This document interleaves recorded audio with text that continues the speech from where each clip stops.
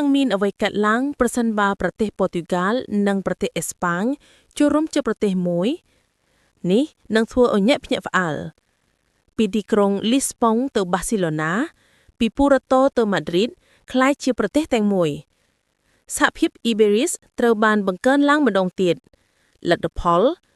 ក្លាយជាអេកូណូមីធំបំផុតមួយនៅអឺរ៉ុបមានប្រជាជនលើស57លាននាក់និងមានឆ្នេរពីសមុទ្រអាត្លង់ទិកទៅដល់សមុទ្រមេឌីតេរ៉ាណេភាសាពីរគឺអេស្ប៉ាញនិងប៉ូទុយហ្គាល់ត្រូវបាននិយាយដោយប្រហែល 1000 លាននាក់